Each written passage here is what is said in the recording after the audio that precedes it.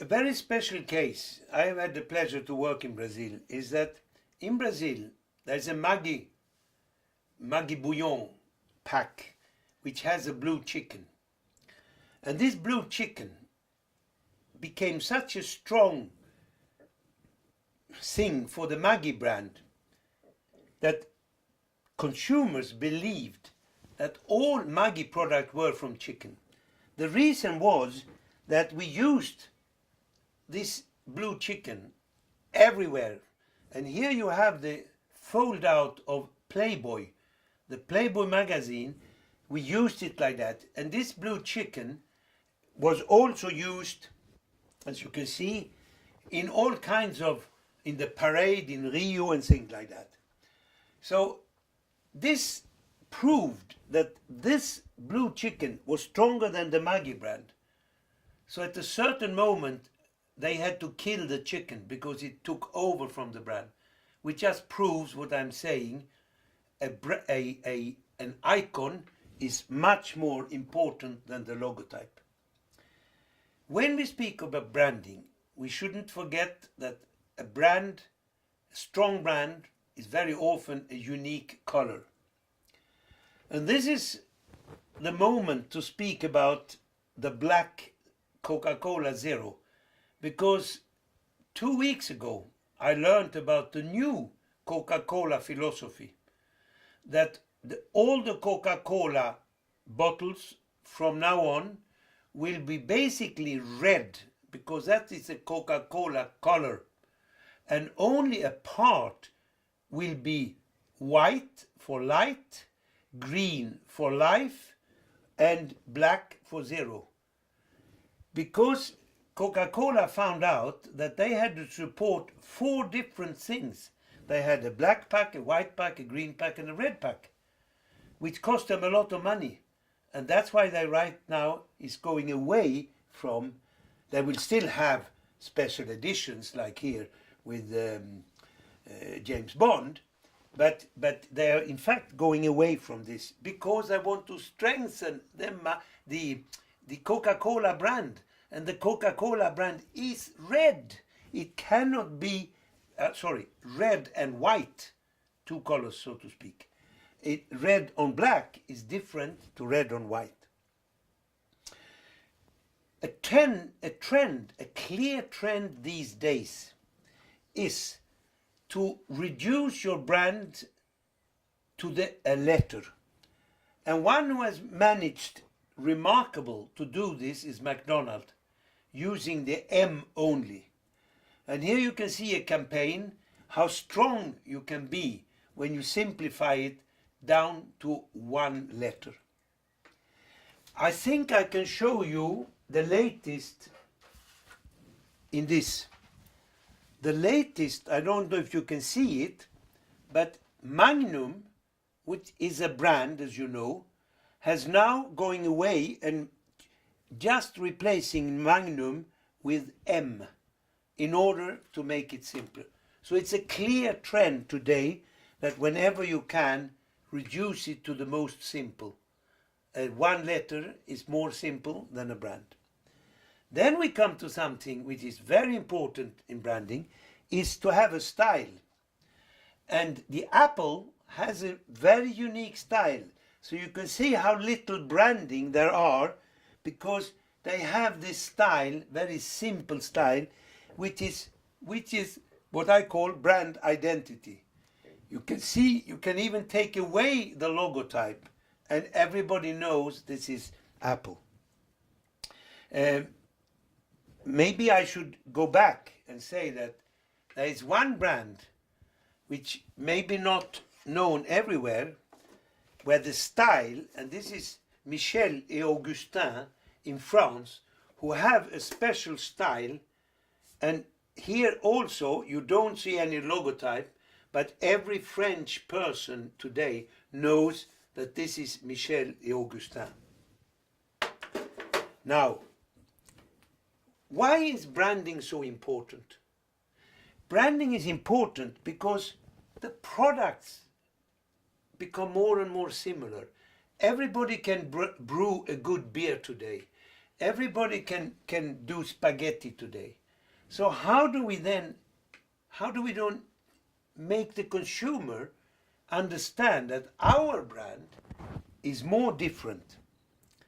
You can see that today it's not a banana, it is a Chiquita banana. They even put a sticker on each banana.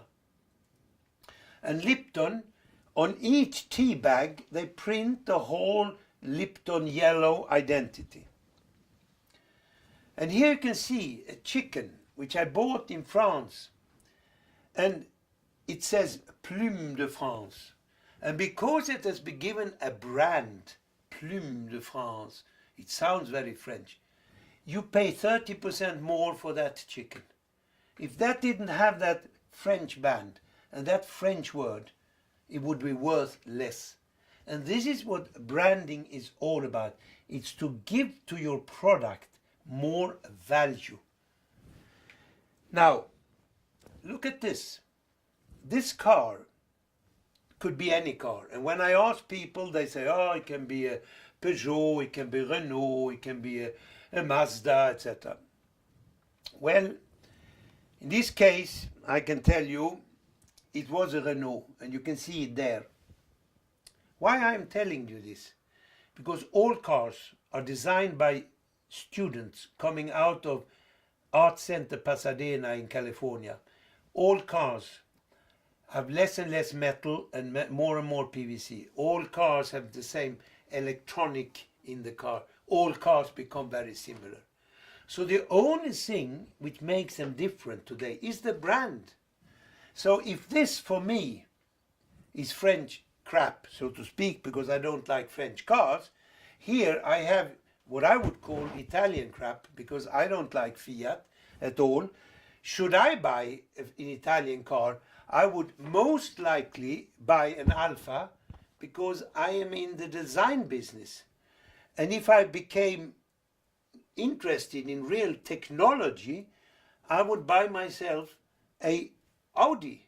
And if I get very rich and become managing director, what will I buy? I'll buy, I can still buy also, this is also German technology, but I would buy a Mercedes. So you can see that products are similar today, but every time I change the brand here, you had a different opinion about that product. And this is what branding does. Branding is quite interesting. It's something we take with us during our life. And I have even found out that some people take it with them when they are dead. And I found in Manila a pack of chocolate next to this tomb, because that person probably liked very much crunch as a chocolate. This is the power of branding. A brand can be descriptive. It can say something about the product. And the decadent or the reverse decadent, can you imagine to call your product decadent? You have to be very strong. But that is what marketing is all about. It's to be different and to be unique. And this is the biggest selling biscuit cookie in Canada, because they dared to call it the decadent. You realize what branding can do. This is an old pack, but it has been, the design today is more up to date. But it says, gee, your hair smells terrific. And this is what we call a typical descriptive brand, which you cannot register, but it is very powerful because it says something about your product. And this is a Unilever brand. The design today is probably slightly different. And it said, I can't believe it's not butter. But it's margarine. But the biggest word on the whole pack is butter. Isn't that, you will say it's misleading. Yes, but I think it's clever marketing. It's all how you see the things. And coming back to England, where you can do a lot with the words, utterly, butterly is typically British, funny, short, selling, etc. So they are very good in doing this. Plumber Saver, for instance. I mean, it says everything. If you pour that into your sink, but you don't need a plumber any longer. I did this one many years ago for New Zealand. I changed cooking chocolate into easy to melt, and we had 5 to 10% more sales, because that is expressing something which that doesn't do. So you can see the power of a descriptive brand. I think Nestle is too small, it should be bigger, but that's a detail. Now, you have a brand,